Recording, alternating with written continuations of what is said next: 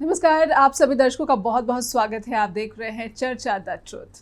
हर हफ्ते हम किसी न किसी गंभीर विषय पर उसके सच की तलाश की कोशिश करते हैं, उसकी गहराई तक पहुंचने की कोशिश करते हैं। और क्योंकि हरियाणा के साथ साथ जम्मू कश्मीर विधानसभा चुनाव का भी ऐलान हुआ है और लगातार इन चुनाव से संबंधित हर सच को, हर फैक्ट को हम आप तक पहुंचाने की कोशिश कर रहे हैं, इसीलिए हम आज चर्चा में लेकर आए हैं हरियाणा विधानसभा चुनाव पर आई एक ऐसी ओपिनियन पोल की फाइंडिंग्स को, जिसमें ये कहा जा रहा है, जो फाइंडिंग्स है इस ओपिनियन पोल को, जो कि लोक पोल जो है नाम की एजेंसी ने किया है, और इसमें कांग्रेस के लिए बड़ी खुशखबरी है, बड़ी यानी कि प्रचंड जीत का यहाँ ओपिनियन पोल के ज़रिए भविष्यवाणी की गई है।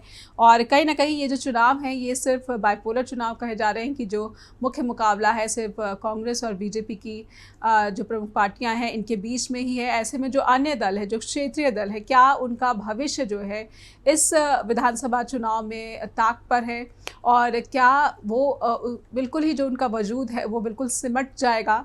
और इसीलिए इस सच को समझने के लिए, इस फैक्ट को समझने के लिए हमारे साथ जुड़ चुके हैं जननायक जनता पार्टी, जो कि पूर्व उप मुख्यमंत्री दुष्यंत चौटाला की खड़ी की गई पार्टी है। और इस पार्टी ने सत्ता का सुख अस्तित्व में आते ही भोग लिया, लेकिन फिर रिश्तों में खटास आई, बीजेपी के साथ मनमुटाव बढ़ा, लेकिन ये तब बढ़ा जब चुनाव में मात्र कुछ महीने ही रह गए थे। और अब दुष्यंत चौटाला कहते हैं कि वो किसी भी सूरत में गठबंधन में नहीं जाएंगे, अकेले जो है पार्टी सभी सीटों पर अपना दमखम दिखाएगी। लेकिन एक अलायंस हो चुका है, वो आज़ाद समाज पार्टी के साथ है। चंद्रशेखर आज़ाद, जिन्हें रावण के नाम से भी जाना जाता है, वो लोकसभा चुनाव 2024 में उत्तर प्रदेश में उनकी पार्टी ने अच्छा किया है, वो सांसद चुनकर जो है लोकसभा भी पहुंचे हैं। और दलित वोट बैंक और जाट वोट बैंक, इन दोनों वोट बैंक को साधने की कोशिश इस अलायंस के द्वारा ये माना जा रहा है कि काफ़ी फ़ायदा होगा। कितना फ़ायदा होगा और इसका ये जो फ़ायदा होगा वो बीजेपी को कितना नुकसान पहुंचाएगा, कांग्रेस को कितना नुकसान पहुंचाएगा। इनेलो जो है वो लगातार जिस तरीके से कहीं ना कहीं पिछड़ती दिख रही है, लेकिन अभी ये जो लोक पोल सर्वे है उसमें इनेलो के लिए खुशखबरी है, लेकिन जेजेपी के लिए इतनी खुशखबरी नहीं है। इसको भी समझेंगे। हमारे साथ सुरेश पाठक जी जुड़ चुके हैं, आइए उनका स्वागत कर लेते हैं चर्चा द ट्रुथ में। प्रवक्ता है सुरेश जी, बहुत बहुत स्वागत करती हूँ मैं चर्चा द ट्रुथ में।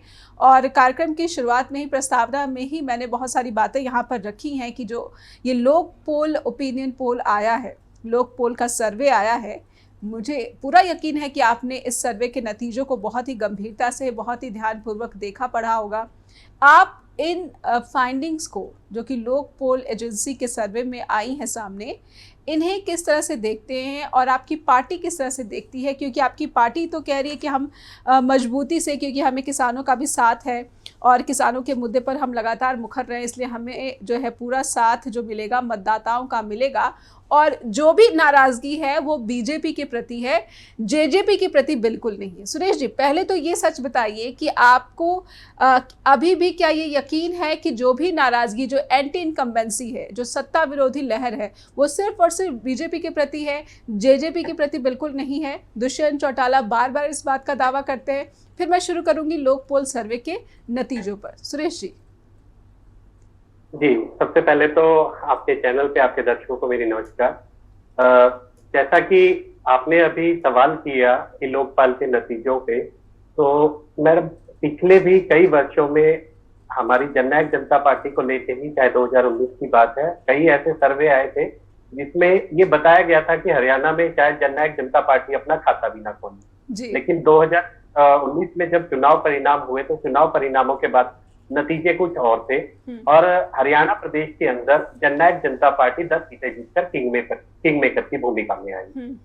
तो अभी भी अगर मैं बात करूं, आज जैसे हमारे उप मुख्यमंत्री दुष्यंत चौटाला जी की लोकप्रियता है हरियाणा के युवाओं में, उसको लेके मैं कहना चाहूंगा कि भविष्य में भी आप ऐसे जो आज सर्वे हैं, इन सर्वों से विपरीत आप रिजल्ट देखेंगे और 2024 में हरियाणा के उप मुख्यमंत्री, जो पूर्व में उप मुख्यमंत्री थे दुष्यंत चौटाला जी, ये मुख्यमंत्री बन सत्ता में अपनी नई भूमिका। जी, तो दावा वहीं पर है सुरेश जी, लेकिन कुछ विधायक जो है पार्टी का साथ छोड़कर चले गए हैं।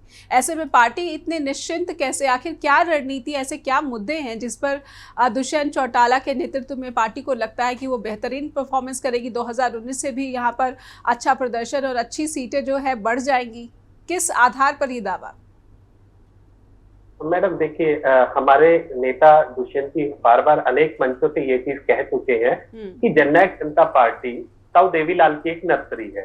इस नर्सरी में कई नेताओं को जन्म दिया, कई नेताओं को, बड़े बड़े नेता आज भी जो अन्य पार्टियों में है वो ताऊ देवीलाल जी की नर्सरी से ही सीख के गए।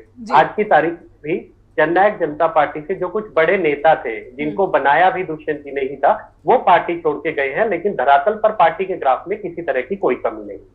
दूसरी, अब जननायक जनता पार्टी का आज की तारीख में आजाद समाज पार्टी के साथ जो गठबंधन है, इस गठबंधन को लेकर दलित समाज में भी जननायक जनता पार्टी के प्रति अपनी आस्था बढ़ी है और ये दोनों मिलकर जो विचारधारा बनी है, उस विचारधारा को मिलकर जननायक जनता पार्टी और आजाद समाज पार्टी हरियाणा में एक नया इतिहास है। जी, लेकिन ये जो अलायंस हुआ है सुरेश जी, पहली बार चंद्रशेखर आज़ाद की जो पार्टी है वो यहाँ पर चुनाव लड़ रही है, तो पहली बार में उन पर दलित कैसे भरोसा करेंगे, जबकि दूसरी तरफ इनेलो और बसपा का अलायंस भी है और इधर जो है जजपा और एएसपी का अलायंस है। तो वो जो दलित समाज जिसको टारगेट किया जा रहा है, जिसकी जो यहाँ पर वोटिंग फीसदी है, जो वोटर्स की संख्या है वो आई गेस 21% है, तो उसको जो आप साधने की कोशिश कर रहे हैं, ये पूरी की पूरी किस आधार पर आपकी तरफ आकर्षित होगी? क्या मुद्दे आप लेकर जाना चाहते हैं ताकि वो इनेलो और बसपा की तरफ जो है उनका झुकाव कम हो सके? देखिए, इसमें कोई ज्यादातर नए मुद्दे कुछ लेके जाने की जरूरत नहीं है। आज जो हरियाणा में सरकार की तरफ से, आज की हरियाणा में सरकार की तरफ से जो परिस्थितियां हैं, अगर आप उन परिस्थितियों पे देखें तो आज सर्व समाज मौजूदा सरकार से बहुत ज्यादा दुखी है।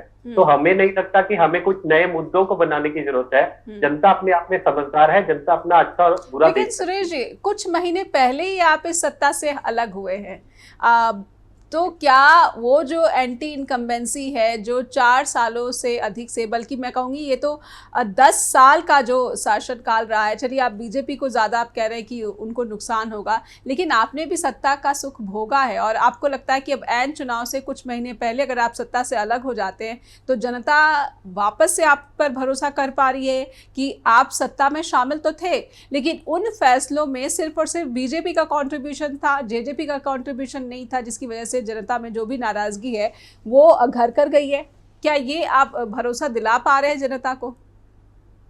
जी जी, बिल्कुल बिल्कुल, जनता इस चीज को जान गई है।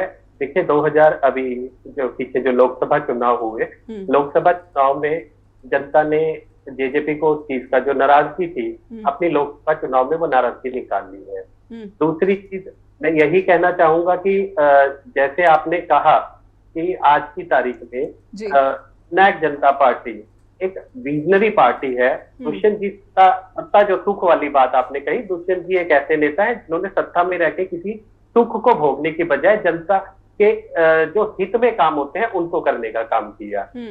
और जैसे जैसे कुछ उपलब्धियां मैं चाहूंगी कि जब पूर्व उप मुख्यमंत्री अपने पद पर थे तब उन्होंने ऐसे कौन से काम किए, कौन सी उपलब्धियां हैं जिसके आधार पर वो जनता से वोट मांगते नजर आएंगे? जी, अभी एक 75% युवाओं को रोजगार, जो प्राइवेट इंडस्ट्रीज में 75% युवाओं को रोजगार के लिए, ये हमारे मैनिफेस्टो में भी था और हरियाणा सरकार से जुड़ने के बाद माननीय उप मुख्यमंत्री दुष्यंत चौटाला जी ने इसको लागू करवाने का भी काम किया। जैसे ही महिलाओं के लिए था कि महिलाओं को पंचायत चुनाव में आरक्षण, तो महिलाओं को भी 50% आरक्षण पंचायत चुनाव में हमारे उप मुख्यमंत्री ने देने का काम किया। पिछले दिनों गृह मंत्री माननीय अमित शाह जी हरियाणा में एक रैली करके गए और उसमें बीजेपी ने बड़ी वाहवाही बटोरने की कोशिश की कि ओबीसी जो आरक्षण था, लेकिन जनता को आपके चैनल के माध्यम से बताना चाहूंगा कि वो ओबीसी माध्यम, जो ओबीसी वर्ग का जो आरक्षण था, उस आरक्षण के लिए भी जो महत्वपूर्ण भूमिका निभाई वो हमारे उप मुख्यमंत्री दुष्यंत चौटाला जी ने निभाई।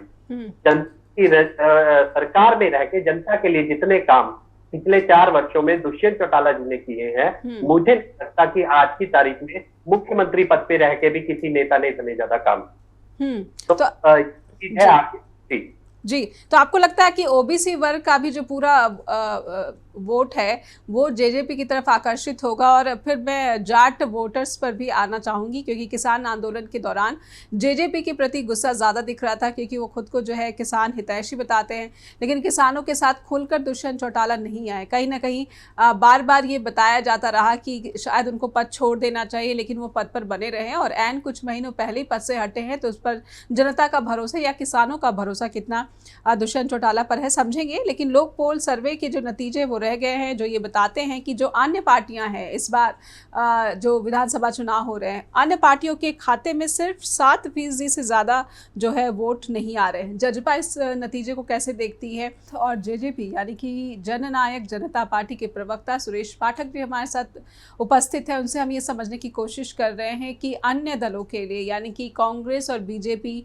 प्रमुख राष्ट्रीय दलों को छोड़कर जो क्षेत्रीय पार्टियां हैं, उनके लिए कुछ ओपिनियन पोल है जो अच्छी भविष्यवाणी नहीं कर रहे हैं। उनके खाते में 7 से 8 सीटें दी जा रही हैं और 7 से 8% जो है वो वोट बताए जा रहे हैं और 3 से 5 सीटें हैं ये बताई गई हैं। सुरेश जी, ओपिनियन पोल का जो सर्वे है वो अन्य के खाते में 3 से 5 सीटें बता रहा है, और इसमें आप देख लीजिए आपका अलायंस है, फिर इनेलो का बसपा के साथ अलायंस है, कुछ इंडिपेंडेंट भी शामिल हो सकते हैं। सुरेश जी, कितनी चिंता? देखिए मैडम, अभी चुनाव में करीब 1 महीने का समय है। तो जननायक जनता पार्टी ने अतीत में जितने काम सरकार में रह के किए हैं, तो हमें इस बात बिल्कुल भी चिंता नहीं है कि जो आज ओपिनियन पोल के सर्वे बता रहे हैं। मैं आपको आपके चैनल के माध्यम से विश्वास दिलाता हूं कि ये जो ओपिनियन पोल के नतीजे हैं, इनसे विपरीत ही परिणाम आपको चुनाव के रिजल्ट में देखने को मिले। जी, कांग्रेस की चुनौती इस बार ज्यादा बताई जा रही है। कांग्रेस को प्रचंड बहुमत की बात हो रही है, कहीं ना कहीं जो एंटी इनकम्बेंसी है उसका पूरा का पूरा फायदा कांग्रेस लेती जाती दिख रही है। तो क्या जेजेपी या फिर जेजेपी का जो एएसपी के साथ अलायंस हो गया है, कहीं ना कहीं जो विचारधारा की अगर बात की जाए तो वो मौजूदा वक्त में वो कांग्रेस के साथ मिलती दिख रही है? अगर ऐसी स्थितियां बनी तो किसी तरह के गठबंधन से इनकार करेगी जेजेपी? देखिए, गठबंधन का फैसला जो है वो सिर्फ नेतृत्व का फैसला होता है और वो डिसीजन के बाद का फैसला है। तो उस पर अभी कम करना तो मैं उचित नहीं समझता हूँ। ठीक है। दूसरी चीज, आपने जैसा बताया कि ओपिनियन पोल में कांग्रेस की सरकार बनने की आपको प्रचंड जीत का जो अनुमान है। जी जी जी जी, जब प्रचंड जीत है तो कांग्रेस अभी तक अपनी सीटों का अनाउंसमेंट करने में इतनी देरी क्यों कर रही है? मैं आपको बताऊं, कांग्रेस में एक बार सीटों की अनाउंसमेंट शुरू हो जाए, कांग्रेस में जो भीतरघात चल रहा है वो अपने आप ही खुल के सामने आ जाएगा और पहले की तरह ही। नहीं सुरेश जी, पार्टी में तो आपके विधायक टूट के जा रहे हैं, फिर आप कांग्रेस तो इस बार एकजुट दिख रही है। बल्कि हाल में ऐसी तस्वीर सामने आएगी, आई एम श्योर कि आपने भी वो देखी होगी, जिसमें सुरजेवाला, कुमारी सैलजा और भूपेंद्र हुड्डा सब एक ही फ्रेम में नजर आ रहे थे। तो गुटबाजी पर तो कहीं ना कहीं आला कमान जो है काफी हद तक लगाम लगा चुका है। फूट जो है विधायक जो है वो जेजेपी से टूटकर अलग हुए हैं। मैडम, जैसा आपने बताया कि मैंने भी न्यूज देखी और मैंने भी उसमें देखा कि कांग्रेस के बड़े बड़े नेता एक मंच पे एक साथ दिखाई दिए, लेकिन के बाद भी मैंने कई जगह बयान सुने हैं जिसमें हुड्डा साहब अपने आप को मुख्यमंत्री प्रेजेंट कर रहे हैं और कुमारी सैलजा जी अपने आप को। तो कुमारी सैलजा जी का तो पहले ही वो पहुंच चुकी हैं, संसद पहुंच चुकी है, उन्होंने चुनाव में जीत हासिल की है। वो दोबारा प्रदेश की राजनीति में क्यों लौटना चाहेगी? तो ये तो शैलजा जी ही बता सकती हैं कि वो कांग्रेस वापस प्रदेश की राजनीति में क्यों आना चाहती हैं। लेकिन शैलजा जी और उनके समर्थकों के जो बयान हैं कि शैलजा जी ही भविष्य में मुख्यमंत्री होनी चाहिए, पहले कांग्रेस को इस चीज से बाहर निकलना चाहिए कि उनका मुख्यमंत्री कौन होगा। और मैं भी आपको बताऊं कि कांग्रेस में हर बारी का यही कांग्रेस में यही एक कार्यशैली रही है कि कांग्रेस में जब टिकटों की अनाउंसमेंट होती है तो कांग्रेस के अधिकतर बड़े नेता जो आज कांग्रेस में सरकार या अपना मुख्यमंत्री कह रहे हैं, वही दूसरे दलों में टूट के जाने का काम करते हैं। जी सुरेश जी, आप युवाओं के जो है युवा नेता दुष्यंत चौटाला, और आपने जिस तरह से 75% जो है प्राइवेट सेक्टर में जॉब की बात जो आपने कही है, कहीं ना कहीं उसका फ़ायदा होता नहीं नज़र आ रहा है, क्योंकि जो यही ओपिनियन पोल बता रहा है कि काफ़ी हद तक जो युवाओं का आकर्षण है वो दीपेंद्र हुड्डा के तरफ यानी कि कांग्रेस के तरफ ज़्यादा दिख रहा है। ऐसे में कहीं ना कहीं जो दुष्यंत चौटाला हैं वो युवा नेता के रूप में कमज़ोर पड़ते दिख रहे हैं। आप क्या कहेंगे और इस अनुमान पर आपकी क्या टिप्पणी? देखिए मैडम, मैं एक चीज कहना चाहूंगा कि दुष्यंत चौटाला जी एक ऐसे युवा नेता हैं जो पिछले 5 साल से हम्म। जब सत्ता में आए हैं उस टाइम उनका फोकस ही मैं अधिकतर युवाओं पे था। आज की तारीख में भी युवाओं पे जो उनका क्रेज है, देखिए जनता पार्टी ने ज्यादा इस चीज को कभी प्रचार प्रसार में नहीं लेके आए हैं। जो युवाओं का क्रेज है आज की तारीख में, कई युवा हरियाणा के अंदर, हम भी जब युवाओं से मिलते हैं तो युवा उन्हें अपना आदर्श मानते हैं। और दुष्यंत चौटाला ही एक ऐसे नेता है जिनकी छवि को देखकर कई युवा उनसे प्रेरित होकर राजनीति की ओर अग्रसर हुए और देश सेवा में लगे। बाकी दीपेंद्र हुड्डा जी की बात, तो दीपेंद्र हुड्डा जी क्या कांग्रेस में अकेले ऐसे युवा नेता हैं? कांग्रेस में और भी बहुत सारे युवा नेता होंगे जिनका अच्छा रसूख है, लेकिन एक दीपेंद्र हुड्डा जी को ही आगे दिखाना, कि मैं कहता हूं कि आप दीपेंद्र हुड्डा जी को भी आगे कीजिए, मुख्यमंत्री का फेस कीजिए, आपको पता लग जाएगा उनकी फेस जो फैन फॉलोइंग है, कितने युवा उनके साथ जुड़े हैं जी। की तारीख में केवल और केवल ये भूपेंद्र सिंह हुड्डा जी का प्रभाव है कांग्रेस में, जो उन्होंने ये बापू बेटा की पार्टी बन गई है, ये उनका प्रभाव है कि दीपेंद्र हुड्डा को एक जबरदस्ती का मुख्यमंत्री घोषित करने का काम करा जाता है, या एक जबरदस्ती का फेस बनाने का काम किया जा रहा है। अदरवाइज ऐसा धरातल पर कुछ नहीं। जी बिल्कुल। मैं ये समझना चाहूँगी, जिन युवाओं की बात कर रहे हैं कि युवा उनको आदर्श मान रहे हैं, लेकिन उन्हीं के शासनकाल के दौरान हरियाणा में जो बेरोजगारी है वो रिकॉर्ड स्तर पर पहुंची।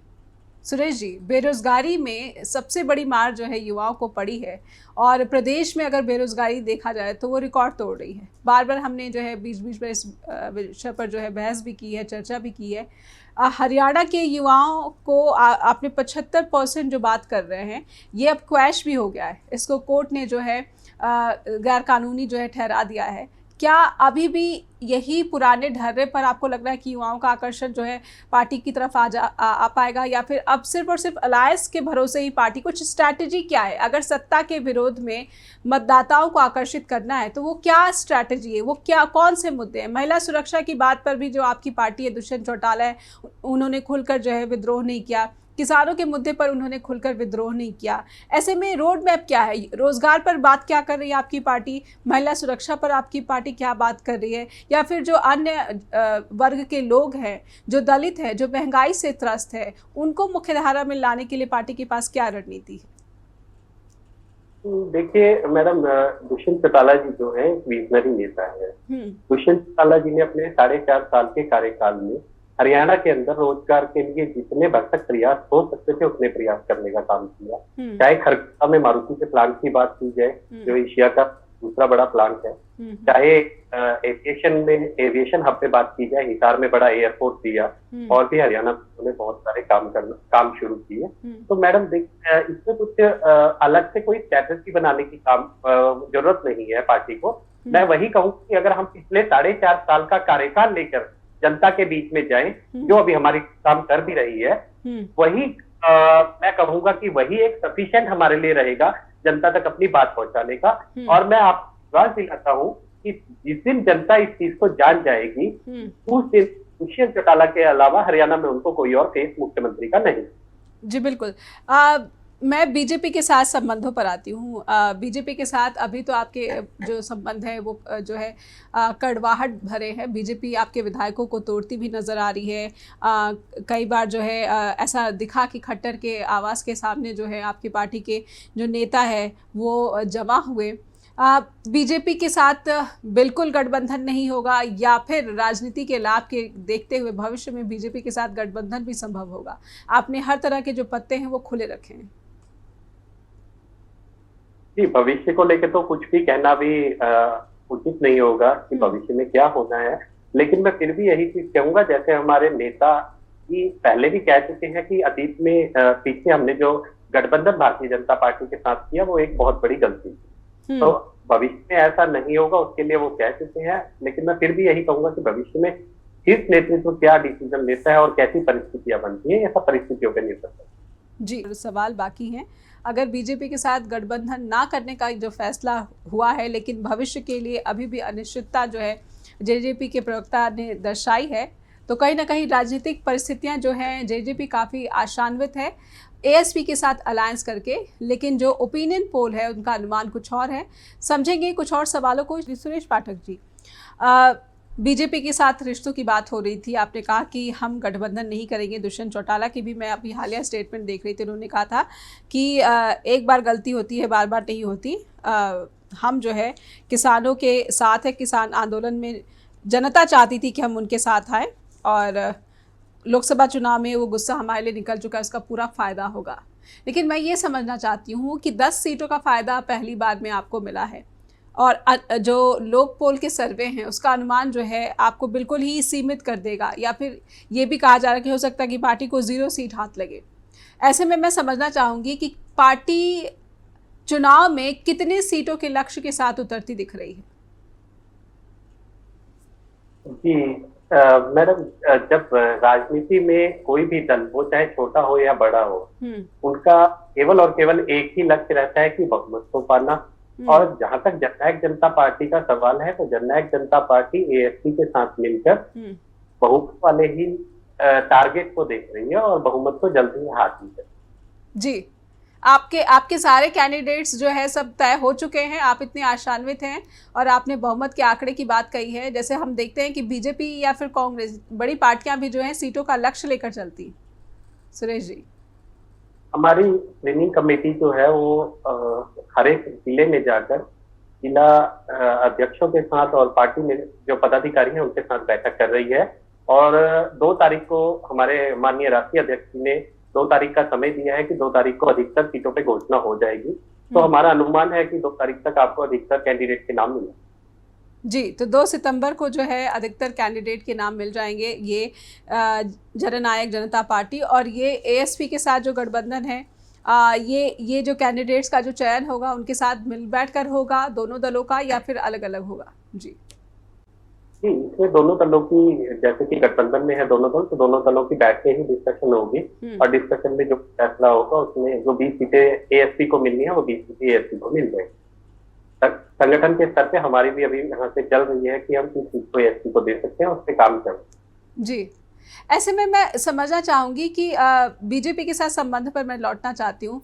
सीएम खट्टर के साथ जो है कार्य का अनुभव रहा दुष्यंत चौटाला का, नायब सैनी की लीडरशिप को दुष्यंत चौटाला या फिर उनकी पार्टी कैसे आंकती है?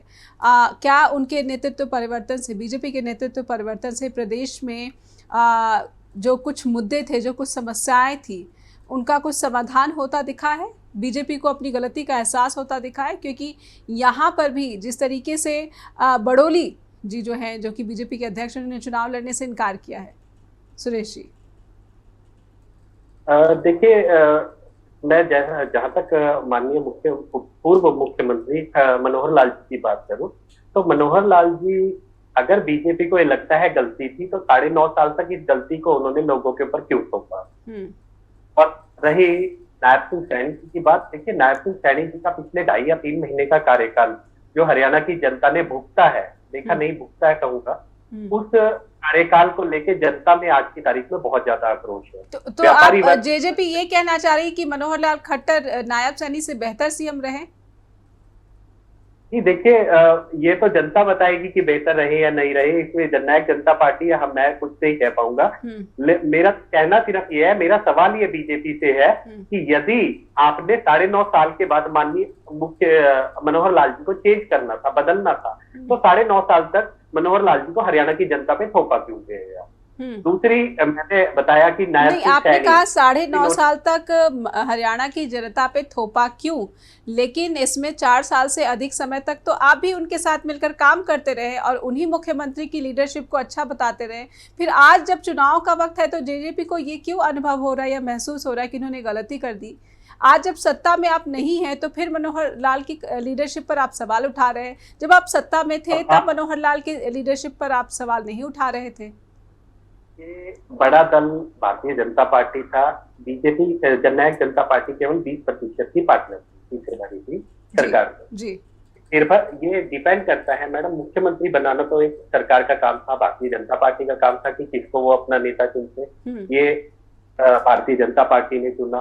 मैं तो आज की परिस्थितियों की बात बता रहा हूँ। देखिए, भारतीय जनता पार्टी ने के जो मुख्यमंत्री हैं, उनको जननायक जनता पार्टी ने नहीं बदला, उनको भारतीय जनता पार्टी ने ही बदला है।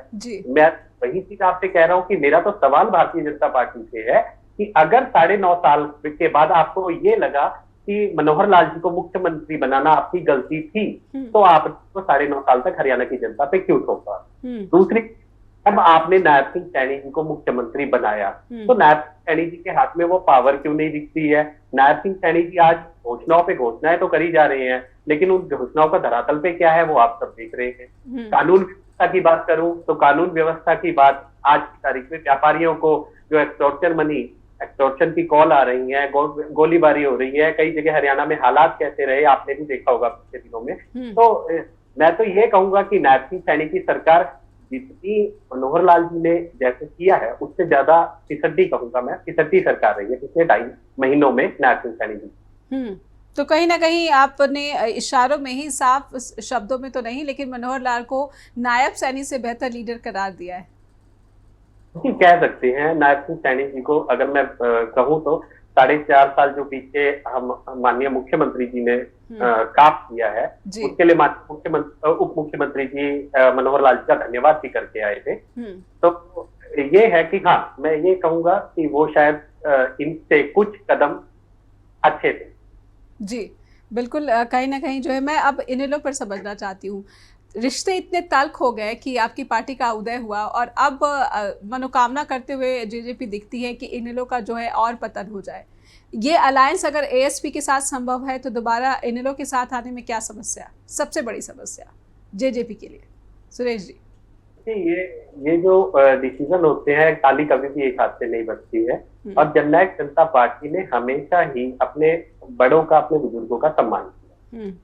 ये जो परिस्थितियां क्या थी ये सारी सभी जानते हैं, आप भी जानते हैं, हम भी जानते हैं। पीछे राष्ट्रीय अध्यक्ष ने बयान भी दिया था कि उन्होंने पार्टी नहीं छोड़ी थी, उनको पार्टी से निकाला गया था। तो बड़ा होने के नाते ये पहल इनेलो की तरफ से होनी चाहिए।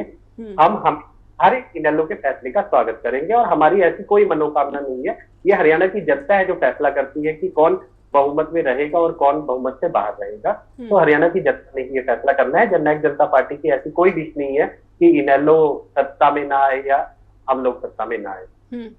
सुरेश जी, मैं ये इस ओपिनियन पोल जो है, ये लोक पोल सर्वे जो है, इसमें इनेलो को जेजेपी से जो है बेहतर प्रदर्शन करते हुए दिखाया गया है।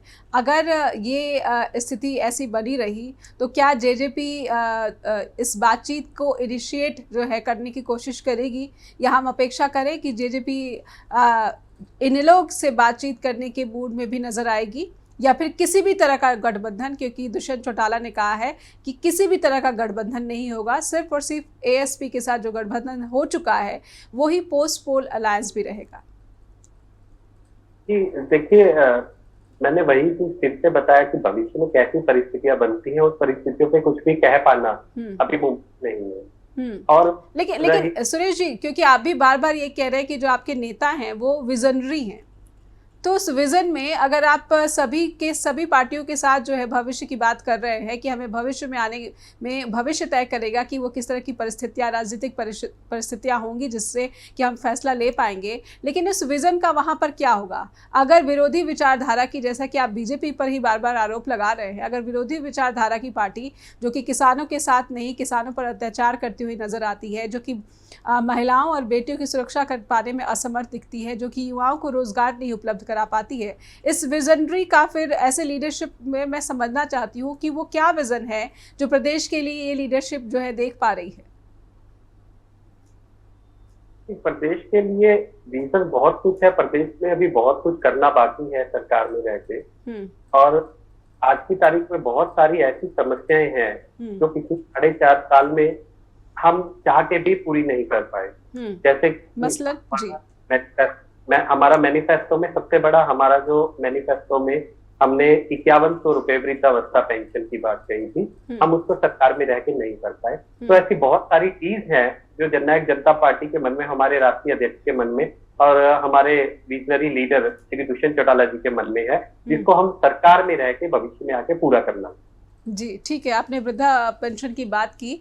ऐसे ही कुछ और मसलों पर भी स्पष्टता लेंगे। जेजेपी का जो विजन है, जो दुष्यंत चौटाला है लीडर जेजेपी के, जो जनक है जेजेपी के, उनका जो विज़न है इसको थोड़ा सा और टटोलने की कोशिश करेंगे और ये समझने की कोशिश करेंगे कि वो हरियाणा के मतदाताओं को किस तरह का जो है रोड मैप दिखा रहे हैं ताकि जनता उन पर भरोसा कर सके। स्थिति जो है ऐसी दिख रही है कि अभी जनता जो है वो जेजेपी पर भरोसा नहीं कर पा रही है। जेजेपी का हरियाणा के विधानसभा चुनाव के लिए आज़ाद समाज पार्टी से गठबंधन हुआ है। उनको मेरे ख्याल से 20 सीटें दी गई हैं Suresh ji, if I am right जी।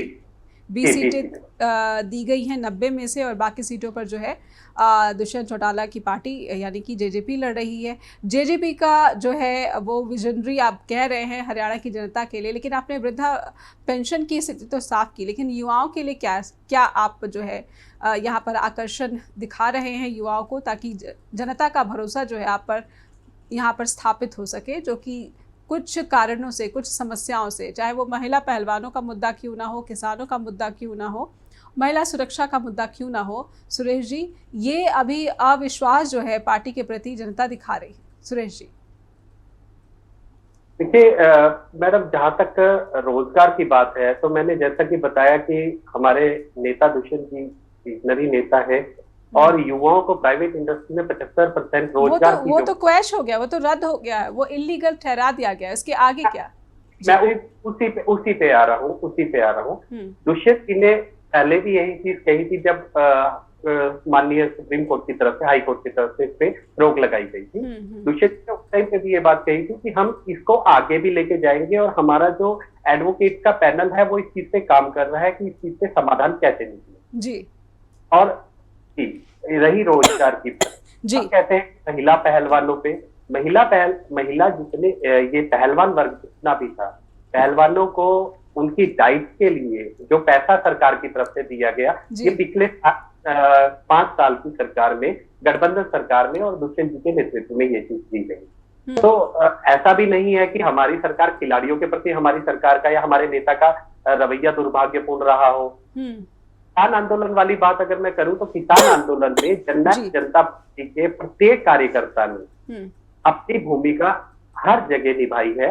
कहीं पे भी जननायक जनता पार्टी का कोई भी कार्यकर्ता किसान आंदोलन में किसानों के प्रति उसके मन में कोई भी गलत रवैया नहीं था, उसने जाके उनकी सपोर्ट ही करने का काम किया है। नहीं पर वो सत्ता में बने रहे थे, आपने विद्रोह नहीं किया, आप सत्ता से अलग नहीं हुए, कहीं ना कहीं उस विचारधारा के साथ जुड़े रहे हैं जो किसानों की समस्याओं को, किसानों की जो मांगे थी उनको नहीं समझ पा रही थी, या फिर उन्हें उनकी आवाज दबाने की कोशिश कर रही थी या कुचलने की कोशिश कर रही थी। सुरेश जी समझना, देखिए समझने वाला जो पॉइंट था, समझने वाला पॉइंट ये है कि ये किसान आंदोलन थे, किसान आंदोलन में जितना भी जो भी चीज थी वो सेंटर पे होके आई, उसमें विधायक का या उप मुख्यमंत्री का कोई रोल नहीं था। नहीं सुरेश जी, हरियाणा की जो सरकार है वो किसानों का ना सिर्फ रास्ता रोक रही थी, किसानों के प्रति लाठियां भी बरसाई गई है। यहाँ जो है उनको दिल्ली तक बढ़ने से रोकने के लिए कई तरह का पुलिस जो है यातनाएं और प्रताड़नाएं भी, वो तस्वीरें आप जेजेपी भूल चुकी होगी लेकिन हम पत्रकार नहीं भूले।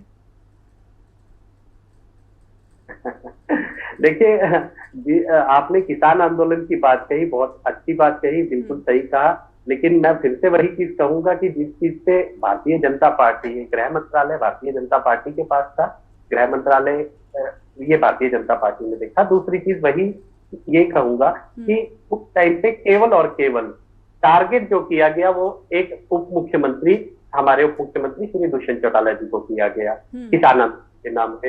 ये तो केवल एक राजनीतिक साजिश थी कि दुष्यंत चौटाला जी को इसमें आगे किया गया, अदरवाइज दुष्यंत चौटाला जी का तो किसी चीज में कोई रोल ही नहीं था इसमें। नहीं, आप सत्ता में रहकर जवाबदेही से कैसे बच सकते हैं? अगर आप सत्ता में है तो जवाबदेह भी तो सत्ता को ही जो है यहाँ पर होना पड़ता है, और उप मुख्यमंत्री रह चुके हैं, उप मुख्यमंत्री के पद पर जवाबदेह तो है, उनको जो यहाँ पर उस बर्ताव को दिखाना पड़ेगा, प्रदर्शन करना पड़ेगा।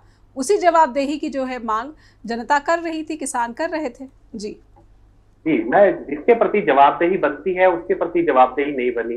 उस टाइम दीपेंद्र हुड्डा जी सांसद थे, अभी आपने यूथ आइकॉन उनको बताया कि युवाओं में बहुत ज्यादा। मैंने नहीं बताया, ये लोक पोल का सर्वे कह रहा है, ये मेरे आंकड़े नहीं है, मैं लोक पोल के जो अनुमान आए हैं मैं उन आंकड़ों पर जो है ये चर्चा कर रही हूँ। जी सुरेश जी, आपके चैनल के माध्यम से भी बात हुई, मैं उस चीज को कह रहा हूँ। दूसरी विजेंद्र सिंह जो हिसार से सांसद थे, उस टाइम सांसद थे, संसद में ये कानून पास हुआ, उन्होंने विरोध नहीं किया। केवल और केवल जहाँ टारगेट करने वाले की बात थी, वहां पे दुष्यंत जी को ही इस चीज के लिए टारगेट किया गया, जबकि ऐसा नहीं, कुछ नहीं है। दीपेंद्र हुड्डा इसका विरोध कर रहे थे तो समर्थन तो नहीं किया, कांग्रेस ने तो इसका विरोध ही किया।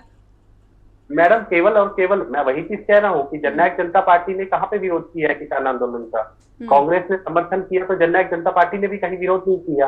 दूसरी चीज क्या है, लेकिन चुप्पी बरतना तो कहीं ना कहीं सत्ता के साथ हाँ में हाँ मिलाना, खामोश हो जाना और विद्रोह करना, इसमें बहुत फर्क होता है सुरेश जी।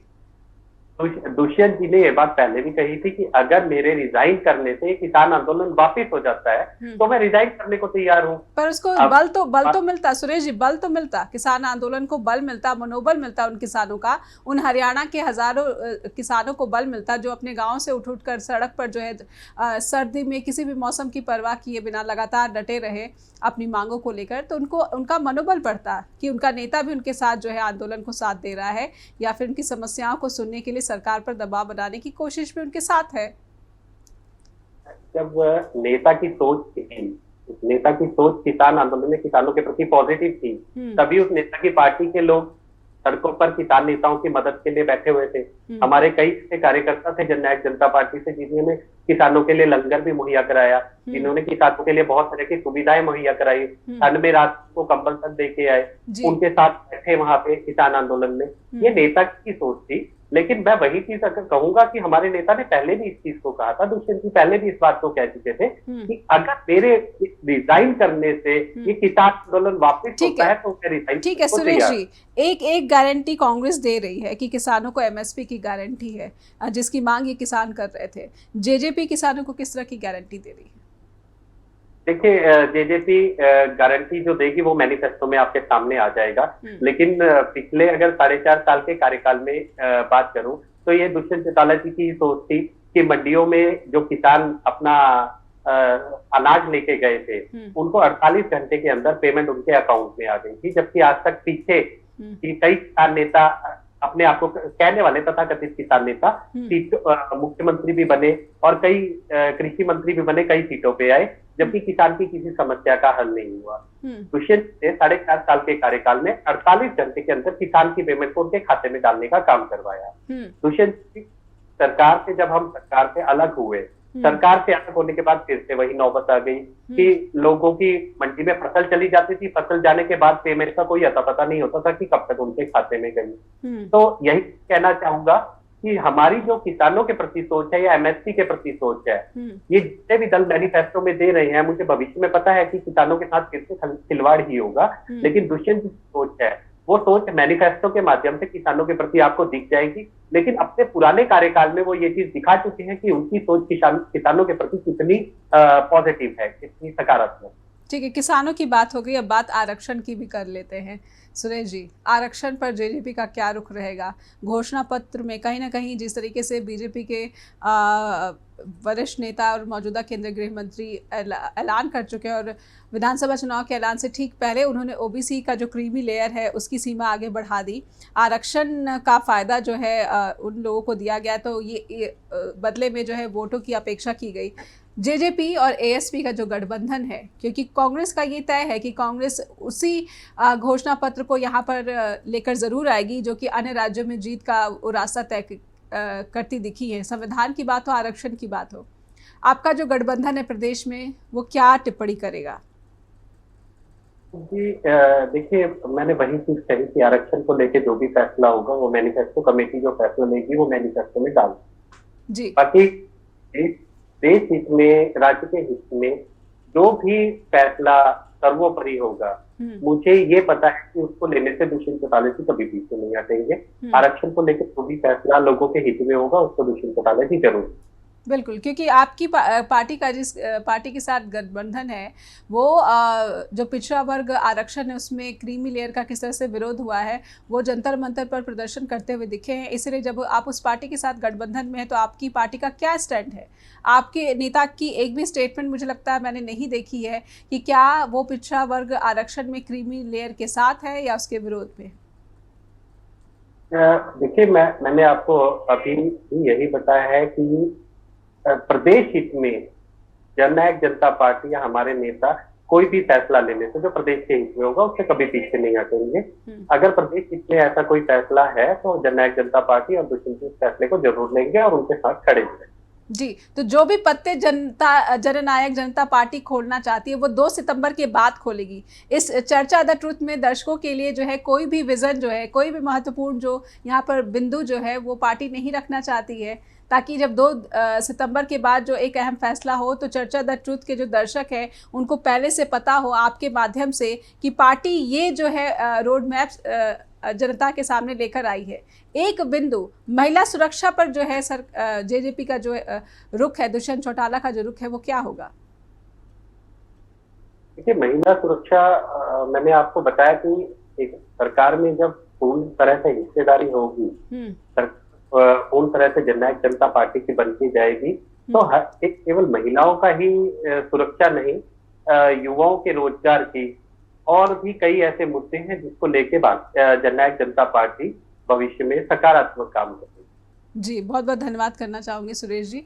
पत्ते नहीं खोल रहे हैं जेजेपी के, लेकिन बहुत बहुत आभार। हम उम्मीद करेंगे कि 2 सितंबर के बाद खुलकर इन्हीं मुद्दों पर सुरेश जी चर्चा द ट्रुथ हो या फिर हमारा जो अन्य कार्यक्रम है जस हिंदी टीवी पर, उस पर ज़रूर यहाँ पर शेयर करेंगे, साझा करेंगे दर्शकों के साथ। बहुत बहुत धन्यवाद फिर से आपका, और आभार भी सुरेश जी कि आपने समय दिया और दर्शकों के साथ जुड़े। अब चर्चा द ट्रुथ देख रहे दर्शकों से अनुरोध करना चाहूँगी कि आपको इस कार्यक्रम के प्रति जो भी फीडबैक है वो अवश्य हम तक भेजते रहिए। आपका स्नेह ईमेल के रूप में हम तक पहुँच रहा है, इसलिए अपेक्षा रहती है। आप हमें लिख सकते हैं info@justbroadcasting.com या फिर neha@justbroadcasting.com पर। लगातार जुड़े रहिए जस्ट टीवी के साथ। नमस्कार।